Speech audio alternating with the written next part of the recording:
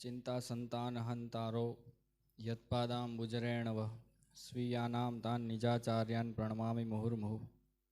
यदनुग्रहतो जन्तुः सर्वदुःखातिगो भवेत् तमहं सर्वदा वन्दे श्रीमद्वल्लभनन्दनम्।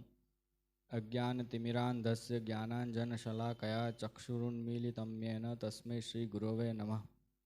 नमामि हृदये शेषे लीलाक्षीराब्धिशायिनं लक्ष्मीसहस्रलीलाभिः सेव्यमानं कलानिधिम्।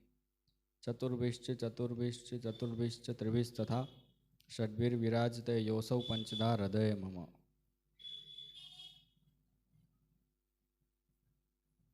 विराजमान श्री नवनीतलाल प्रभु श्री माखनचोर प्रभुना चरणों में, श्री आचार्य चरण श्री गुसाईजीना चरणों में दंडवत प्रणाम करी श्री विठ्ठलेश प्रभु गुणगान सत्र जे श्री गुसाईजीना उत्सव निमित्ते प्रारंभ थवा जई रह्यो छे, तो आपणे हालांकि सत्रनु नाम श्री विठ्ठलेश प्रभु गुणगान सत्र छे,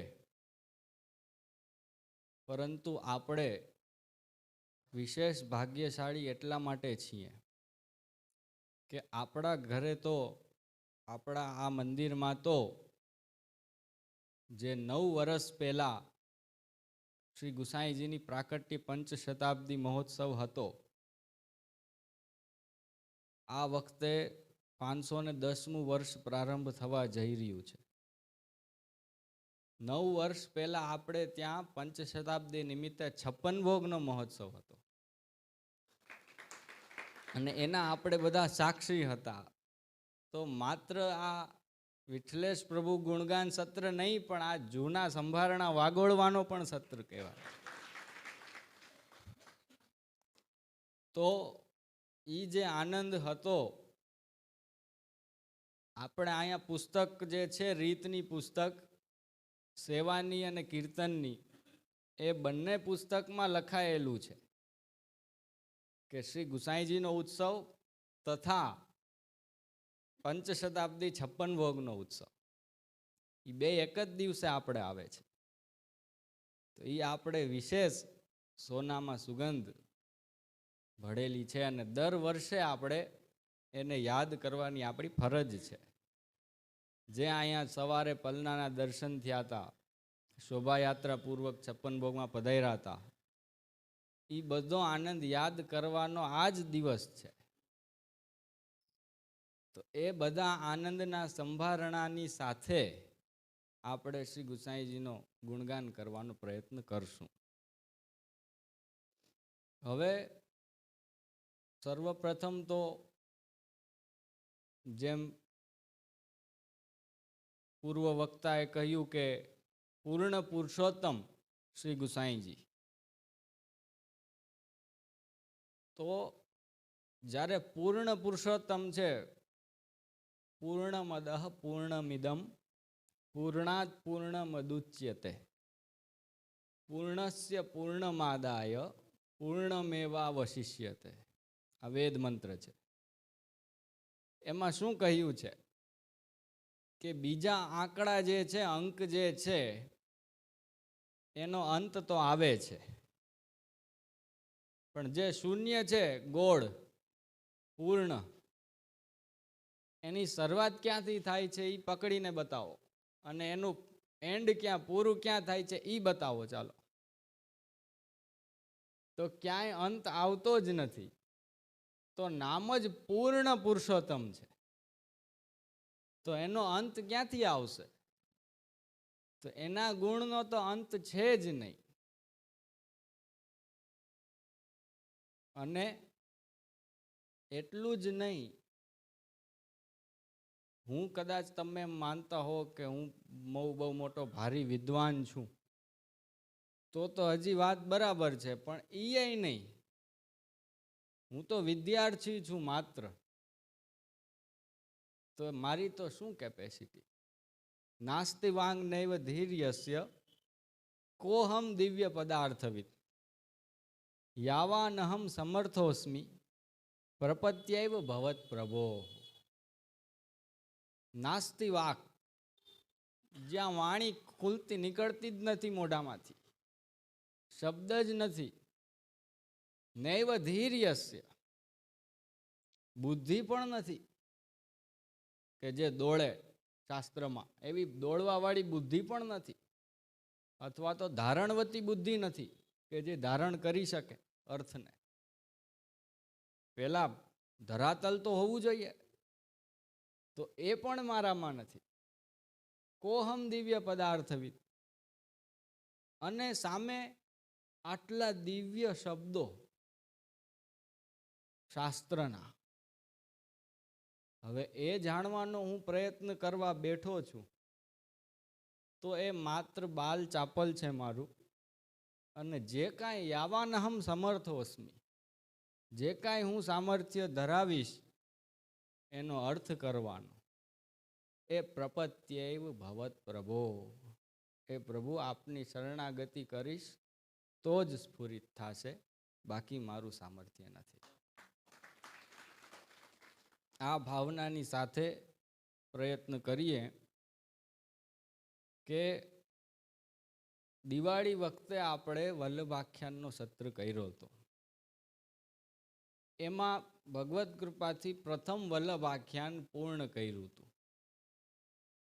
તો બાકીના 8 જે છે એ આપણે અવશિષ્ટ છે, એનો આપણે પ્રયત્ન કરવો જોઈએ. હવે જ્યારે પણ નવો પ્રારંભ થાય છે, તો પૂર્વની સંગતિ લગાડવાનો પ્રસંગ સૌથી પહેલા આવે છે. શાસ્ત્રમાં એને આભાસ કહે છે. કોઈ પણ વસ્તુની શરૂઆત થયા પહેલા એનો આભાસ જે છે એ કરવો જોઈએ. આભાસ એટલે જેમ કે હમણાં આપણે દ્વિતીય વલ્લભાખ્યાનનો પ્રારંભ કરીએ, તો એના આભાસમાં આપણે પ્રથમ વલ્લભાખ્યાનનો છેલ્લો શ્લોક એ પહેલા સમજવો જોઈએ. પછી દ્વિતીય વલ્લભાખ્યાનનો પ્રારંભ એની સંગતિ બેસે છે. કારણ કે હકીકતમાં તો આખું વલ્લભાખ્યાન વાગોળવું જોઈએ, પણ એટલો આપણી પાસે સમય નથી. એટલે દ્વિતીય વલ્લભાખ્યાન પ્રારંભ કરતા પહેલા માત્ર આગળનો છેલ્લો શ્લોક પ્રથમનો એ આપણે લઈએ કે પૂર્ણ બ્રહ્મ શ્રી લક્ષ્મણ સુત પુરુષોત્તમ શ્રી વિઠ્ઠલનાથ શ્રી ગોકુલમાં પ્રગટ પધાર્યા સ્વજન કીધા સનાથ. અહીંયા આપણે પૂર્ણ થાય છે વલ્લભાખ્યાન. એમાં આખો પ્રથમ વલ્લભાખ્યાનનો સાર એ છેલ્લા શ્લોકમાં આવી ગયો છે. પૂર્ણ બ્રહ્મ શ્રી લક્ષ્મણ, પછી સુત પુરુષોત્તમ અને પુરુષોત્તમ વિઠ્ઠલનાથ, એમ 3 અર્થ નીકળે છે. પૂર્ણ બ્રહ્મ, પહેલા તો પૂર્ણ બ્રહ્મનો જ અર્થ આપણે સમજીએ કે જે અક્ષર બ્રહ્મ છે એ સચ્ચિદાનંદાત્મક છે અને વ્યાપક રૂપ છે. બ્રહ્મ બૃહત્વાદ બ્રહ્મ, આમ યાદ રાખજો મગજમાં, ક્યારેક કામ લાગશે આ વસ્તુ. બૃહત્વાદ બ્રહ્મ, જે વ્યાપક થઈ શકે એને બ્રહ્મ કહેવાય. જેમ કે આકાશ, તો આકાશને બ્રહ્મ કીધું છે. આકાશ તલ્લિંગાત વ્યાસજીએ કીધું છે. જે વ્યાપક થઈ શકે. વાયુ જે છે, ત્વમેવ પ્રત્યક્ષમ બ્રહ્માસી, વેદમાં કીધું છે વાયુને કે તમે પ્રત્યક્ષ બ્રહ્મ છો. શું કામે? કારણ કે વ્યાપક બની શકો છો.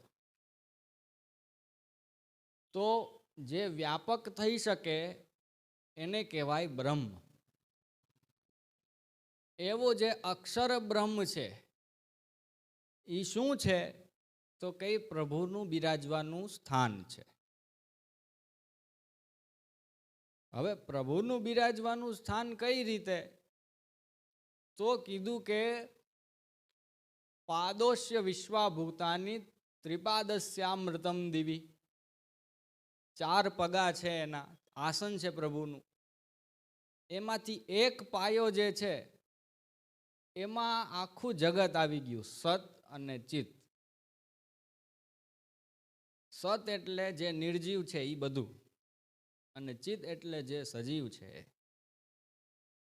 અને ત્રિપાદસ્યામૃતમ દિવી, બીજા 3 પગ છે એ નકરો આનંદ છે. એવો જે ચતુષ્પાદ જે છે એ અક્ષર બ્રહ્મ માનવો જોઈએ. હવે પૂર્ણ બ્રહ્મ એટલે તો કે 2 પ્રકારની લીલા છે, અંતરંગ લીલા અને બહિરંગ લીલા.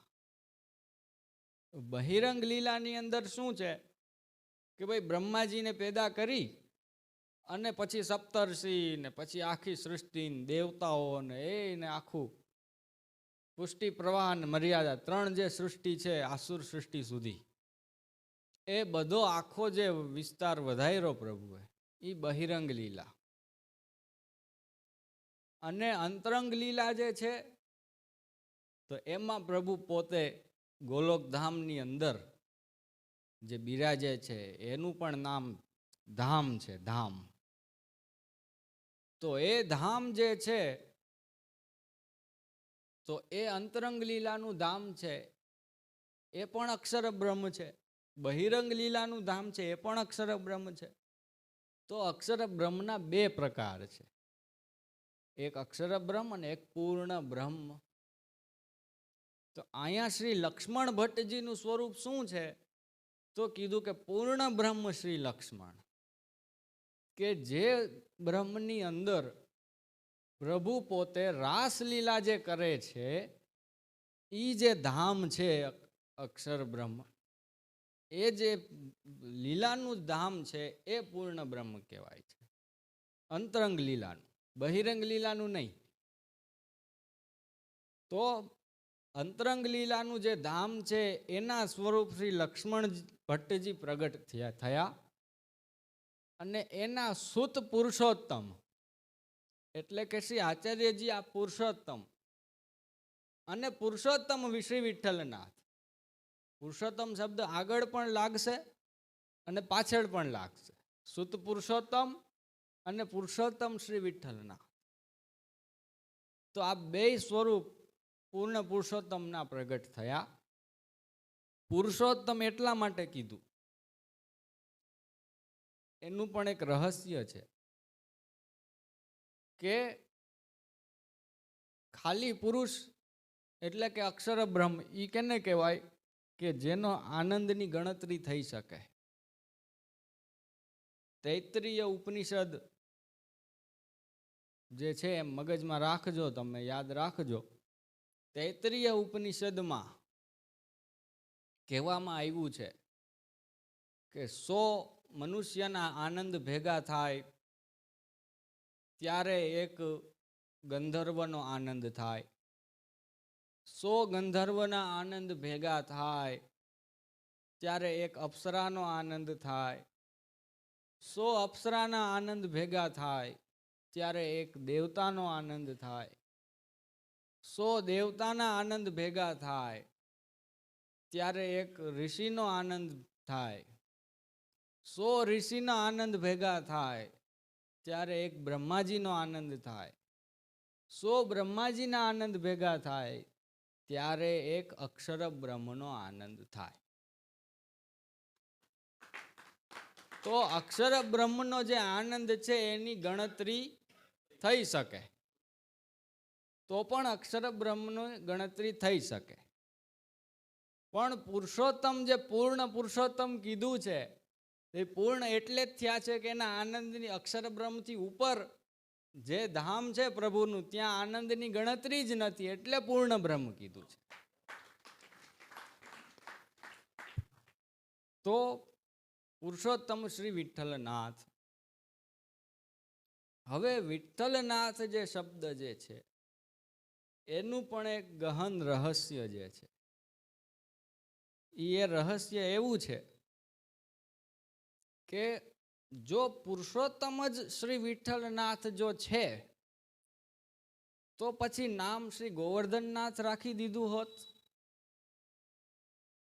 શ્રીનાથ નામ રાખી દીધું હોત તો શું હરકત હતી?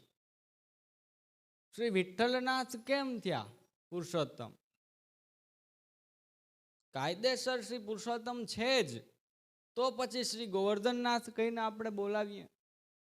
જે રીતે ચિત્ત સ્વામી તો આપ સ્પષ્ટ રૂપે ચિત્ત સ્વામી ગિરિધરન શ્રી વિઠ્ઠલ કહી દીધું છે.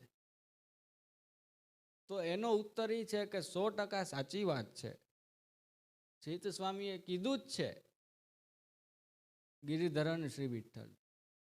પરંતુ વિઠ્ઠલ નામ રાખવાનું તાત્પર્ય એ કે વિઠ્ઠલનાથજી એ સ્વરૂપ છે પંઢરપુરમાં કે જેમણે કાયદેસર રૂકમણીજી સાથે ફેરા ફરી અને વિવાહ કર્યા. તો વેદ માર્ગને સંભાળ્યો. એટલે લૌકિકમાં જે પુષ્ટિ માર્ગ, વ્રજલીલાનો પુષ્ટિ માર્ગ છે, જે રાસનું ફલ આપનારો છે, એને ભૂતલના કલયુગના જીવો એને ખરાબ માર્ગ કહી અને ન બોલાવી શકે. એટલે કાયદેસર વિવાહ જે કર્યા રૂકમણીજી સાથે ફેરા ફરીને હોમ કરીને, એ સ્વરૂપ પણ મિશ્રિત થઈ અને શ્રી ગુસાઈજી પ્રગટ થયા છે. એટલે વૈદિક સ્વરૂપ છે, કોઈ અવૈદિક ન કહી શકે. એટલે વિઠ્ઠલ નામ રાખવામાં આવ્યું છે. સમજાણું ને? લૌકિક અને વૈદિક બંને મર્યાદાનું પાલન કરી અને પુષ્ટિ માર્ગ ચલાવ્યો છે શ્રી ગુસાઈજીએ. અંગીકૃતૌ સમર્યાદા, મર્યાદા સહિત અંગીકાર છે.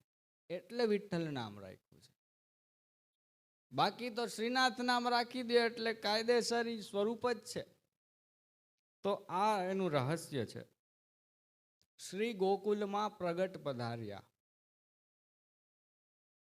હવે આમાં પણ રહસ્ય છે કે આગળ કીધું જ્યાં શ્રી વૃંદાવન આદિ અચલ શશી શરદ રેણુ બહુ વેશ. તો પ્રભુ ક્યાં લીલા કરે છે? તો કે વૃંદાવનમાં. અને અહીંયા કીધું શ્રી ગોકુલમાં પ્રગટ પધાર્યા. તો આ બે અલગ અલગ કેમ? પહેલા કીધું વૃંદાવન અને હવે કીધું શ્રી ગોકુલ. તો એનો જવાબ એ છે કે જ્યાં શ્રી વૃંદાવન, જ્યાં એટલે આખું વૃંદાવન નહીં, આખું છે એ તો ગોલોક છે, આખું છે એ તો વ્યાપી વૈકુંઠ ગોલોક છે, એની અંદર વૃંદાવન છે. જ્યાં શ્રી વૃંદાવન, જ્યાં એટલે ગોલોક, જ્યાં એટલે વ્યાપી વૈકુંઠ, એની અંદર શ્રી વૃંદાવન અને એમાં રાસ થાય છે. તો જે મોટું ધામ છે એ તો ગોલોક ધામ છે, જેના માટે ઋગ્વેદમાં કીધું છે તે ધામન્યુષ્મસી ગમધ્યય ગાવો યત્ર ભૂરી શૃંગા આયાસ તદ વિષ્ણો પરમમ પદમ. કે એ વિષ્ણુનું પરમ પદ છે, પરમ ધામ છે, કે જ્યાં અસંખ્ય ગાયો જે ધણ સાંજે ગૌચારણ કરી અને પાછી છૂટે છે, એની ધૂળો ઉડે છે. એવું જે ધામ જે છે એ અમને પ્રાપ્ત થાઓ, એવું ઋષિ મુનિઓ પ્રાર્થના કરે છે. તો ગોકુલનું વર્ણન એ જ ગોલોક, એ જ વ્યાપી વૈકુંઠ રૂપે ઋગ્વેદમાં કહેવામાં આવ્યું છે. તો મોટું ધામ છે બહારનું, એ ગોકુલ છે, શ્રી ગોકુલ છે. એની અંદર શ્રી વૃંદાવન આદિ અચલ શશી. આ એનું રહસ્ય દેખાય છે. એટલે શ્રી ગોકુલ એટલે કે આખું જે મોટું ગોલોક છે એમાં પ્રગટ, શ્રી ગોકુલમાં પ્રગટ, શ્રી સહિત ગોકુલ, શ્રી સહિત એટલે વ્રજ ભક્તો ગોપિકાઓ સહિત બધી લીલા સામગ્રી, પશુ પક્ષી, ફલ ફૂલ, યમુનાજી, શ્રી ગિરિરાજજી બધી લીલા સામગ્રી સહિત પ્રગટ પધાર્યા. કોણ? શ્રી ગુસાઈજી. અને સ્વજન કીધા સનાથ. તો આખા લીલા પરિકર સહિત શ્રી ગુસાઈજી પધાર્યા છે. તો આ જે પ્રથમ વલ્લભ આખ્યાનનું રહસ્ય છે. હવે દ્વિતીય વલ્લભ આખ્યાનનો પ્રારંભ જે છે શ્રી લક્ષ્મણ સુત શ્રી વલ્લભ રાયજી. રાય એટલે રાજ, રાજાને રાય કહેવાય. કૃષ્ણદેવ રાય. તો દક્ષિણી ભાષામાં રાજને રાય કહેવાય. શ્રી લક્ષ્મણ સુત શ્રી વલ્લભ રાયજી સ્મરણ કરતા દુષ્કૃત એટલે પાપ, ખરાબ કર્મો સ્મરણ કરતા દુષ્કૃત જાયજી. કલિજન તરવા નહીં અવર ઉપાય જી. અવર એટલે બીજું, પરો અવરહ. પહેલું હોય એને પર કહેવાય અને બીજું હોય ને અવર કહેવાય. કલિજન તરવા. કલયુગમાં જ્યારે આપણે પેદા થયા છીએ, જન બન્યા છીએ, કલિજન બન્યા છીએ, તો ભાગવતમાં કીધું કલેર દોષ નિદેહ રાજન અસ્તિ હેકો મહાન ગુણ કીર્તનાદેવ કૃષ્ણસ્ય મુક્ત સંગહ પરમ વ્રજેત. કે કલયુગમાં જ એક એવો ગુણ છે કે જો તમે યજ્ઞ, દાન અને તપ, આ ત્રણ ફરજિયાત કર્મ જે છે એ ન કરો. યજ્ઞ, દાન અને તપ એ ફરજિયાત કર્મ જે છે એ તમે ન કરો અને કેવલ સ્મરણ કરો તો પણ તમારું મોક્ષ થઈ જશે. એ ગુણ કલયુગમાં જ છે. એ નથી સતયુગમાં, નથી ત્રેતામાં કે નથી દ્વાપરમાં. તો કલિજન તરવા નહીં અવર ઉપાયજી. યજ્ઞ પુરુષ હરિ. યજ્ઞ પુરુષ એટલે કે યજ્ઞ દ્વારા પ્રાપ્ત થનારા પુરુષ. કેમ શેમાં? તો કે સતયુગમાં, ત્રેતામાં અને દ્વાપરમાં. આ ત્રણ યુગમાં જે યજ્ઞ દ્વારા પ્રાપ્ત થનારા પુરુષ જે છે, યજ્ઞ પુરુષ, એવા શ્રી હરિ. એવા શ્રી હરિના શ્રુતિ ગુણ ગાય. વેદની શ્રુતિઓ જે છે એ ગુણ ગાય છે. હવે યજ્ઞ પુરુષ જે છે એના શ્રુતિ જે છે એ ગુણ ગાય છે. એ કઈ રીતે ગાય છે? તો કે અગ્નિર્વય દેવતાના મુખમ. ભગવાનનું મુખ છે એ અગ્નિ છે એવું શ્રુતિ કહે છે તૈત્રીય આરણ્યકમાં. હવે અગ્નિર્વય દેવતાના મુખમ એનું તાત્પર્ય શું? તો કે શ્રી કૃષ્ણના મુખારવિંદ સ્વરૂપ શ્રી વલ્લભાચાર્યજી એ યજ્ઞ પુરુષ છે. એ આપ કાંઈ પણ ભોજન કરે છે શ્રી આચાર્યજી, શુદ્ધ સત્વનું ભોજન કરે તો એ યજ્ઞ પુરુષના મુખારવિંદમાં જાય છે. આવા ગુણ જે છે બધા શ્રુતિ ગુણ ગાયજી. ગાય શ્રુતિ ગુણ રૂપ અહર્નિશ ધરી ધ્યાન વિચાર. હવે એ શ્રુતિ ક્યારે ગાય છે? સવારે ગાય છે, રાત્રે ગાય છે, ક્યારે ગાય છે? તો કે અહર્નિશ, સવારે અને રાત્રે. અહહ એટલે સવાર અને નિશ એટલે રાત. તો શું પૃથ્વીની જ દિવસ રાત માનવાના? 24 કલાકની જ માનવાની? તો પછી બ્રહ્મલોકનું શું થાય? સ્વર્ગલોકનું શું થાય? તો કીધું કે આ બ્રહ્મ સ્તંભ પર્યંતમ,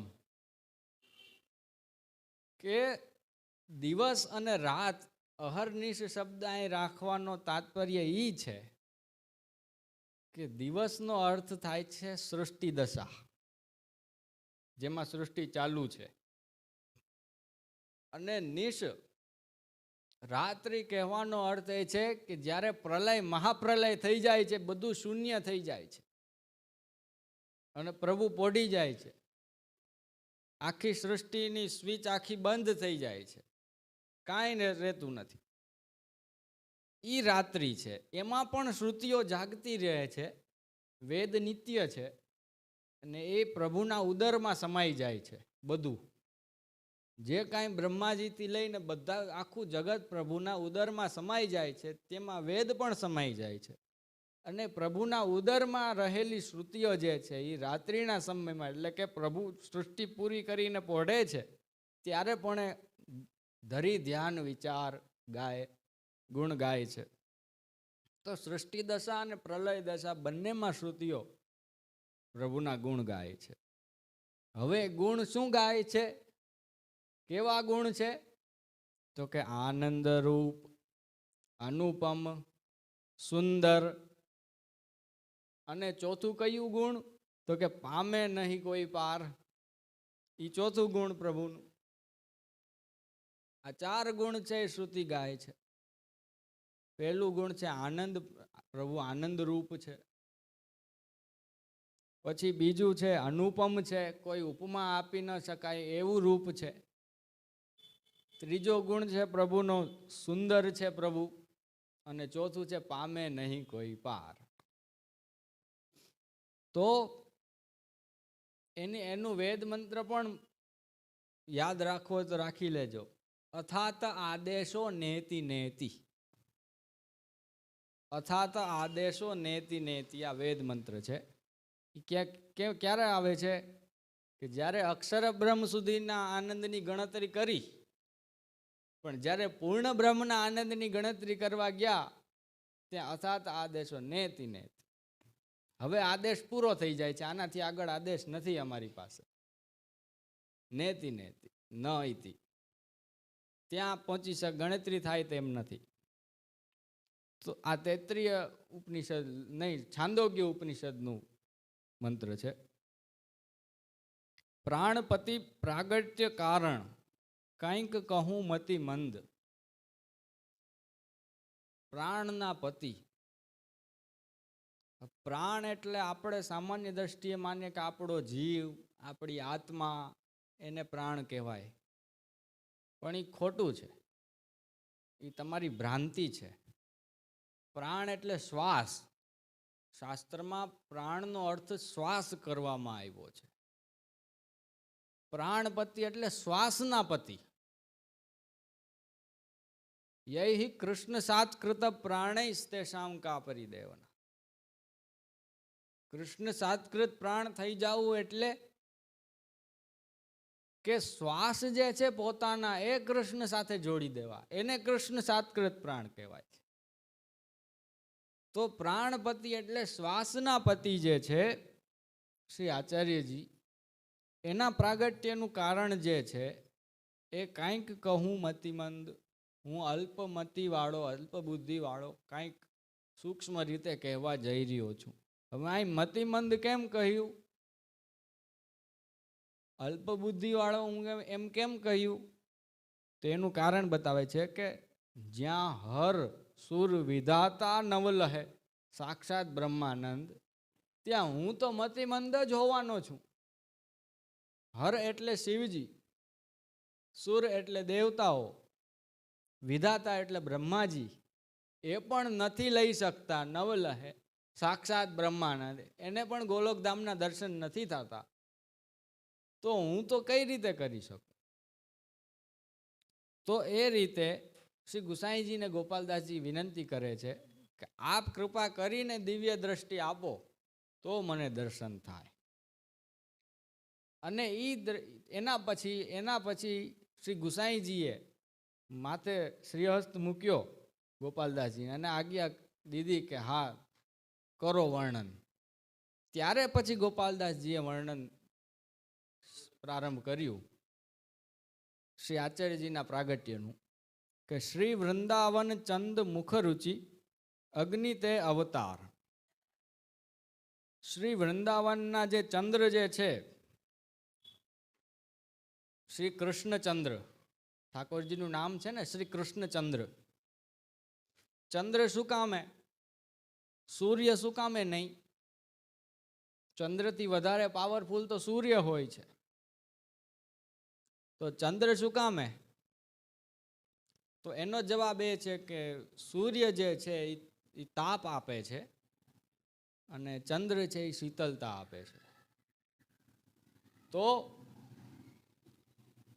રસના માર્ગમાં તાપ છે એ પૂર્વદલ છે, વિપ્રયોગ, અને એ સાધન છે વિપ્રયોગ, અને ફલ છે એ સંયોગ છે, એ શીતળતા રૂપ છે. એ રસશાસ્ત્રનો વ્યવહાર છે. તો શ્રી વૃંદાવન ચંદ મુખ રુચિ, શ્રી વૃંદાવનના જે ચંદ્ર છે એના મુખ સાક્ષાત એ અગ્નિ તે અવતાર. હવે એનું વેદમાં પ્રમાણ શું? આ ખાલી કવિની કલ્પના છે? નહીં, કવિની કલ્પના નથી. વેદનું પ્રમાણ છે અગ્નિર્વય દેવતાના મુખમ. તૈત્રીય ઉપનિષદ કહે છે, યાદ રાખજો આ મંત્ર, અગ્નિર્વય દેવતાના મુખમ. એ મેં મારી પુસ્તકમાં પણ લખ્યો છે આ મંત્ર. તો અગ્નિ તે અવતાર. દ્વિજ તિલક,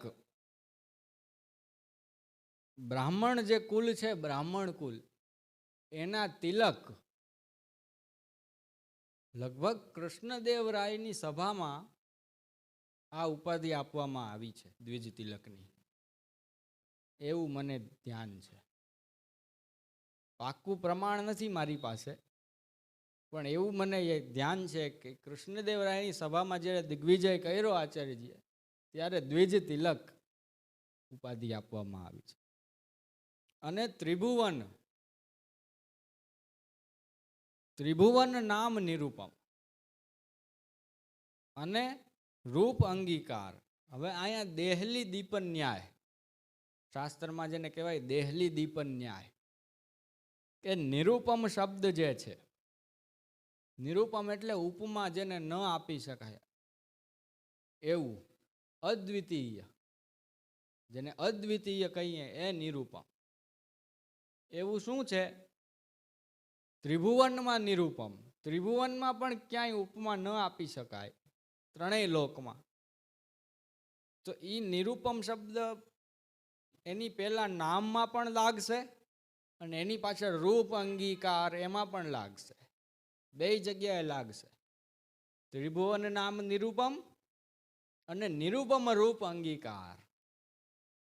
એવો જે અગ્નિ અવતાર થયો કે જેણે ત્રિભુવનમાં નિરૂપમ એવું નામ ધારણ કર્યું, શ્રી વલ્લભ, અને ત્રિભુવનમાં જે નિરૂપમ એવો રૂપ પણ અંગીકાર કર્યો. તો આ એનો અર્થ છે. હવે આનું શ્રી આચાર્યજી પોતે પોતાના જ અવતારનું પ્રાગટ્યનું વર્ણન કરે છે સુબોધનીજીમાં. એ પણ પ્રમાણ સાંભળો તમે.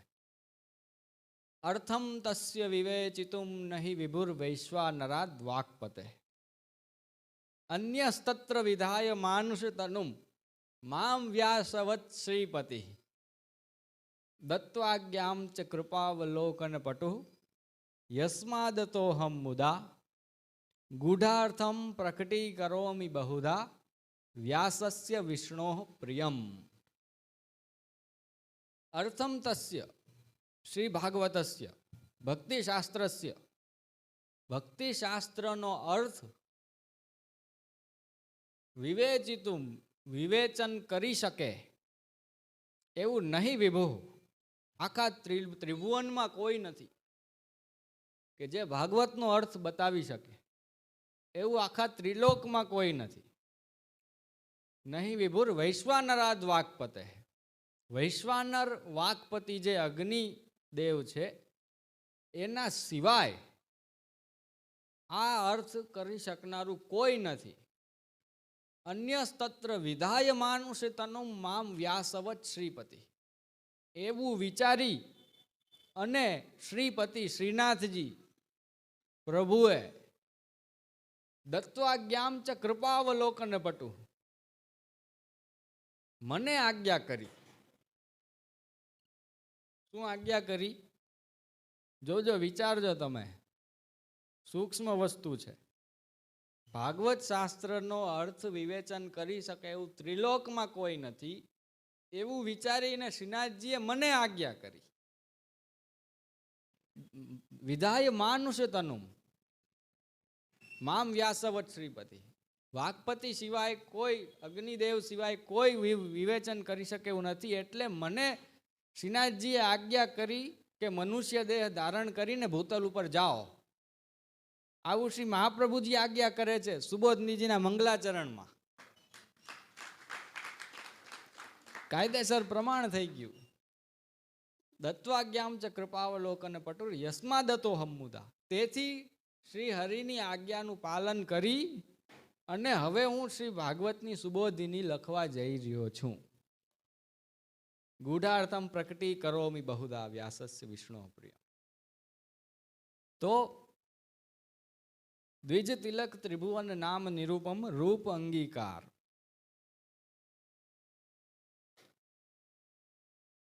હવે અહીંયા સુધી તો, અને હજી એક વેદ મંત્ર અહીંયા દ્વિજ તિલક કહ્યું તો બ્રાહ્મણ કુલમાં શું કામ પ્રગટ થયા શ્રી આચાર્યજી? ક્ષત્રિય કુલમાં કેમ નહીં? બ્રાહ્મણ કુલમાં કઈ શા માટે?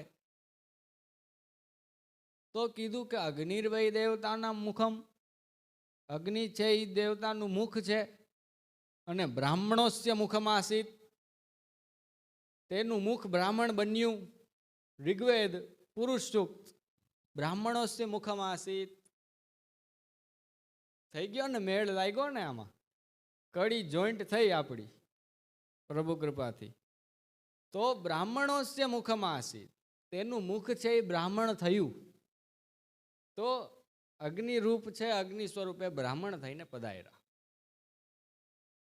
દેવલોક દુંદુભી વાગ્યા આનંદ કરે રે નિશંક. હવે જોવો, અહીંયા સુધી તો ગોલોકધામની જ લીલાનું વર્ણન હતું કે પ્રભુએ આજ્ઞા કરી ગોલોકધામમાં. હવે અગ્નિકુંડમાં રાત્રે 3:30 વાગ્યા આસપાસ જ્યારે પ્રાગટ્ય થયું, એ સમયનું પ્રારંભ અહીંથી થાય છે. દેવલોક દુંદુભી વાગ્યા આનંદ કરે રે નિશંક. અસુર તિમિર ઉચ્છેદવા ભુવિ વલ્લભ દેવ મયંક. રાત્રિના સમયે પૃથ્વી ઉપર બધાય નિદ્રાધીન હતા, એટલે દેવલોક દુંદુભી વાગ્યા. હવે દેવલોક શું કામે દુંદુભી વાગ્યા? તો કે દેવતાઓનું નામ છે અસ્વપ્ન. અસ્વપ્ન એટલે જે ક્યારેય નિદ્રા ન કરે, જે ક્યારેય સૂતા નથી, એને એ દેવતાઓ છે. તો એ તો જાગતા હતા અને પૃથ્વી ઉપર બધાય સૂઈ ગયા હતા. એટલે દેવતાઓ જાગતા હતા, એટલે દેવલોકે દુંદુભી વાગ્યા, કારણ કે એ લોકો દર્શન કરતા હતા. તો આનંદ કરે રે નિશંક. અસુર તિમિર ઉચ્છેદવા. હવે જોજો, રાત્રિનો સમય મગજમાં રાખજો, સૂર્યોદય નથી થયો. અસુર તિમિર ઉચ્છેદવા. અસુરી અંધકાર જે છે, આસુરી અંધકાર, એનો છેદ ઉડાડવા માટે ભુવિ વલ્લભદેવ મયંક. મયંક એટલે ચંદ્ર. તો અહીંયા પણ ચંદ્રની ઉપમા આપી છે. એ એટલા માટે કે રાત્રિના સમયે પ્રાકટ્ય થયું, એ સમય બતાવવા માટે, સમયનો સંકેત કરવા માટે ભુવિ વલ્લભદેવ મયંક કહ્યું છે, સૂર્ય નહીં. તો એવા ચંદ્ર જે છે, વૃંદાવનના ચંદ્ર, એ પૃથ્વી ઉપર પ્રગટ થયા. અને ચંદ્ર શું કામે કીધું, મયંક શું કામે કીધું, એનું બીજું કારણ, પૂરણ પુરુષ પ્રમાણ પંથા વ્યાખ્યાતા વેદાંત. પૂર્ણ, જો પાછું પૂર્ણ શબ્દ એટલે પેલા જે મેં બતાવ્યું એ મગજમાં રાખજો કે જેનો અંત નથી, એ ગોળ મીંડું જે છે શૂન્ય, એની શરૂઆત પણ ખબર નથી આપણને અને એનો અંત પણ ખબર નથી. તો એવા પૂર્ણ પુરુષ જે છે એના પ્રમાણો જે ગ્રંથમાં મળે છે,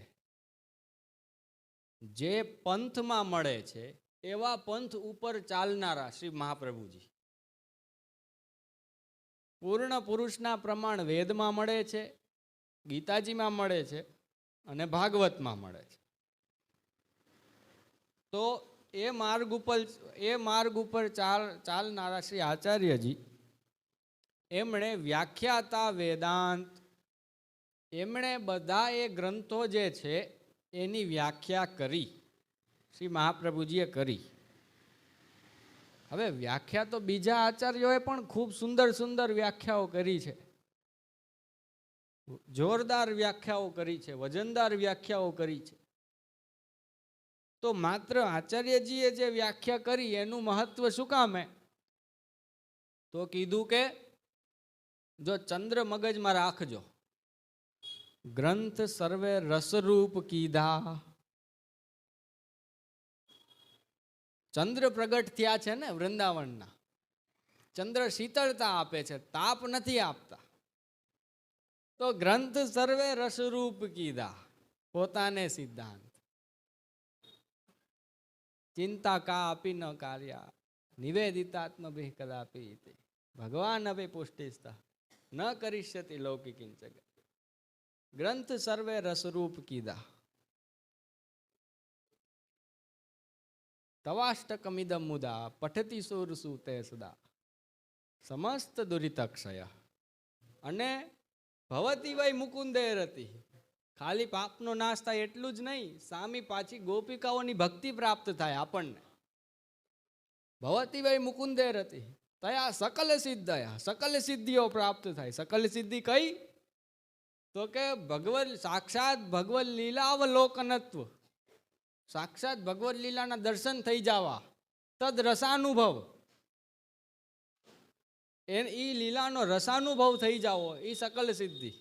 તયા સકલ સિદ્ધયો મુરરી પુષ્ટ સંતુષ્યતિ, અને પ્રભુને સંતોષ આપે, આપણા દ્વારા પ્રભુને સંતોષ થાય. મુરરી પુષ્ટ સંતુષ્યતિ અને સ્વભાવ વિજયો ભવે.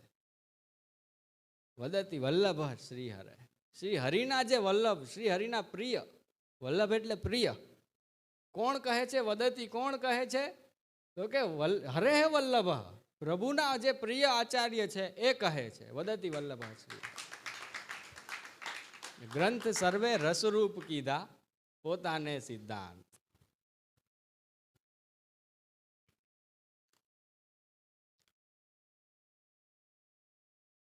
રસિક રસના રસિક વાણી, જાણી નર નવ ખંડ. તો એવા જે ચંદ્ર મગજમાં રાખજો. ચંદ્ર શ્રી આચાર્યજી પ્રગટ થયા. ચંદ્ર રસ આપે છે, રસના દેવતા ચંદ્ર છે, અમૃતના દેવતા ચંદ્ર છે, શીતળતાના દેવતા ચંદ્ર છે. રસિક રસના શ્રી આચાર્યજી છે એ કોણ છે?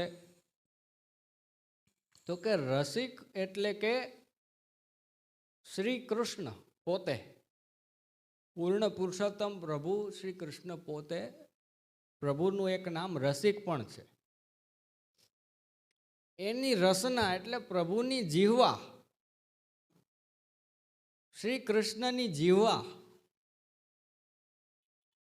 એ શ્રી આચાર્યજી પ્રગટ થયા છે. એની જે રસિક વાણી, એ શ્રી આચાર્યજીના ગ્રંથો પ્રગટ થયા છે. જાણી નર નવ ખંડ,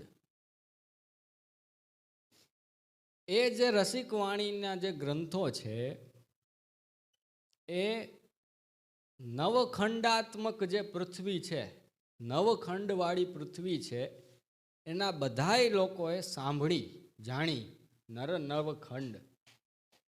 હવે અહીંયા પ્રશ્ન તમારે થાય કે ભાઈ પૃથ્વી તો 7 ખંડવાળી છે, 7 દ્વીપ છે પૃથ્વીમાં, તો 9 ક્યાંથી આવ્યા?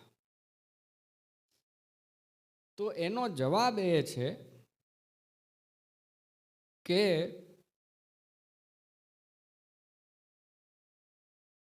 7 દ્વીપમાંથી જે સૌથી મોટો દ્વીપ, આજની ભાષામાં જેને એશિયા કહેવાય છે, એશિયા ખંડ, એને શાસ્ત્રમાં જંબુ દ્વીપ કીધો છે.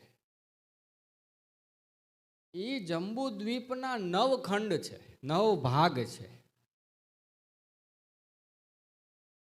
તો શું બીજા દ્વીપમાં મહાપ્રભુજીની વાણીનો પ્રસાર નથી થયો? તો કીધું કે નહીં, બીજા જે ખંડો છે એ ઉર્ધ્વ પંથા નથી, સ્વર્ગમાં જવાવાળા નથી, બ્રહ્મલોક સુધી જવાવાળા નથી, બ્રહ્મલોકથી ઉપર મોક્ષ પ્રાપ્ત કરવાવાળા નથી. એ માત્ર જંબુદ્વીપ છે. અને જ્યારે વરાહ અવતારમાં હિરણ્યાક્ષ જ્યારે જે પૃથ્વીને સમુદ્રમાં ડૂબાડી લઈ ગયો હતો, એ માત્ર જંબુદ્વીપાત્મક પૃથ્વી હતી, સપ્તદ્વીપાત્મક પૃથ્વી નહોતી. તેથી વરાહ ભગવાનના દાંત ઉપર જે બિરાજમાન છે એ જંબુદ્વીપ પૃથ્વી છે, અને શેષનાગજીના ફેણ ઉપર વિરાજમાન છે એ જંબુદ્વીપાત્મક પૃથ્વી છે. એવું તત્વાર્થ દીપ નિબંધના 5મ સ્કંદના વિવરણમાં શ્રી આચાર્યજી આજ્ઞા કરે છે. લક્ષ્ય માત્ર મિયમ ભૂમિ એમ કરીને શ્લોક છે. પ્રાયણેતિ મતિર્મમા, જો યાદ આવ્યું, લક્ષ્ય માત્ર મિયમ ભૂમિ પ્રાયણેતિ મતિર્મમ, કે જંબુદ્વીપ છે એ જ શેષનાગજીના ફેણ ઉપર બિરાજમાન છે. જંબુદ્વીપ છે એ જ વરાહ ભગવાનના દાંત ઉપર બિરાજમાન હતું, અને એ જ જંબુદ્વીપ ઉર્ધ્વ પંથા છે. ઉર્ધ્વ પંથા એટલે કે જ્યાંથી મોક્ષ મળી શકે એ જે ભૂમિ છે એ જંબુદ્વીપની ભૂમિ, એટલે કે એશિયા ખંડની ભૂમિ છે. તો એના 9 ખંડ છે. ત્યાં સુધી શ્રી આચાર્યજીની વાણી પહોંચી છે. હવે બધાને થોડોક આનંદ આવવો જોઈએ, કંટાળો ન આવવો જોઈએ. તો આપણે 9 ખંડનું વિવરણ કરીએ, એટલે પાછા બધા બંધાઈ જાઓ. તો ભરતખંડ, સૌથી પહેલું ભરતખંડ છે. ભરતખંડ એટલે ભારત. જંબુદ્વીપનું પહેલું ખંડ ભરતખંડ એ ભારત. બીજું ખંડ ઇલાવ્રત ખંડ. ઇલાવ્રત ખંડ એટલે કાશ્મીરની ઉપર તાજિકિસ્તાન છે, એ ઇલાવ્રત ખંડ કહેવાય છે. પછી હરિવર્ષ ખંડ. હરિવર્ષ ખંડ એટલે તિબેટની ઉપરનો ભાગ, એ હરિવર્ષ ખંડ કહેવાય છે. પછી કિમ પુરુષ ખંડ. કિમ પુરુષ ખંડ એટલે મ્યાનમાર, મલેશિયા, સિંગાપુર, આ બધા કિમ પુરુષ ખંડમાં આવે છે. પછી ભદ્રાશ્વ ખંડ. ભદ્રાશ્વ ખંડ એટલે ચીનનો પૂર્વ ભાગ, જે જાપાનની સામે બેઠો છે એ ભાગ, એ ભદ્રાશ્વ ખંડ છે. અને એવી જ રીતે પશ્ચિમમાં કેતુમાલ ખંડ. કેતુમાલ ખંડ એટલે દુબઈ, સાઉદી અરેબિયા, ઈરાન, આ જે મલેચ્છ દેશો છે હવે, એ બધા કેતુમાલ ખંડ છે. અને ઉત્તર કુરુ, રમ્યક અને હિરણમય ખંડ, આ 3 ખંડ છે એ રશિયા દેશના 3 ભાગ સમજી લેવાના છે.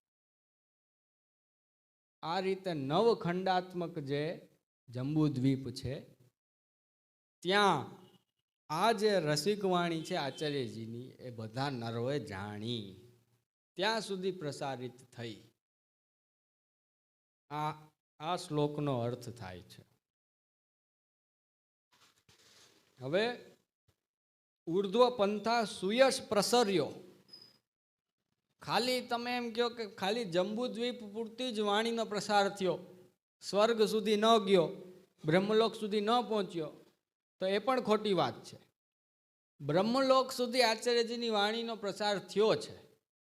હવે તમે એ કહો કે ભાઈ કેવી રીતે મગજમાં માનવામાં આવે? સ્વર્ગ તો કોઈએ જોયું નથી, બ્રહ્મલોક તો જોયું નથી, તો માનવામાં કેમ આવે કે આચાર્યજીના ગ્રંથો બ્રહ્મલોક સુધી પહોંચ્યા, ઉર્ધ્વ પંથ સુધી પહોંચ્યા?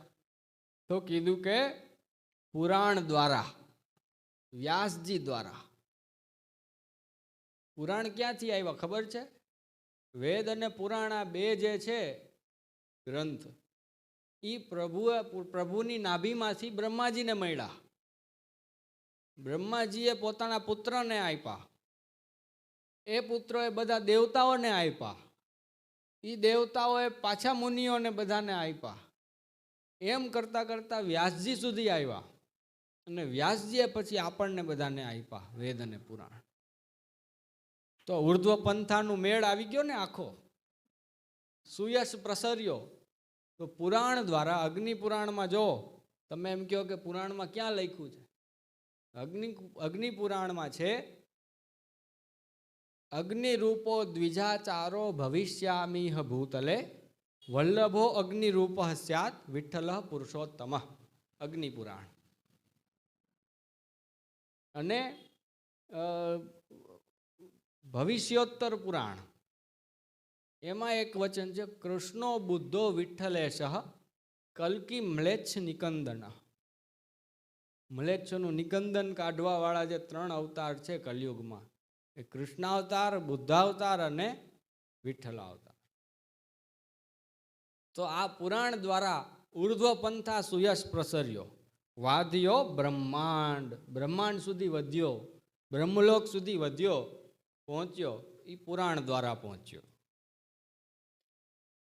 એક બ્રહ્માંડે જેના જશ ન માયા, તેના હુવા કોટી અનંત.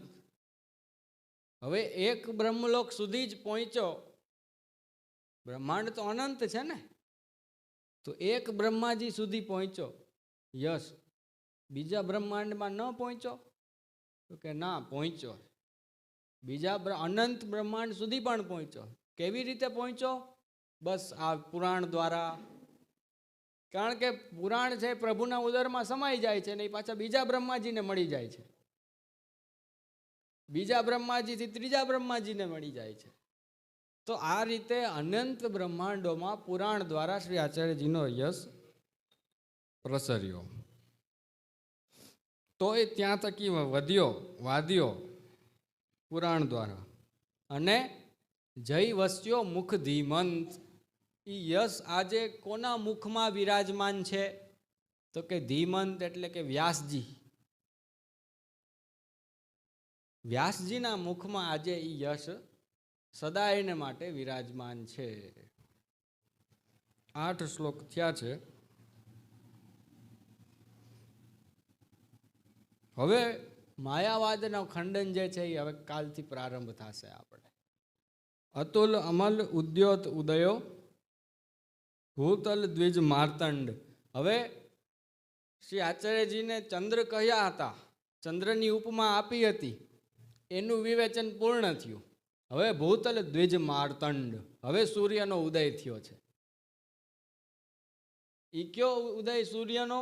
તો કે ભક્તિ માર્ગ કેસરી ગજમાઇક મત શતખંડ.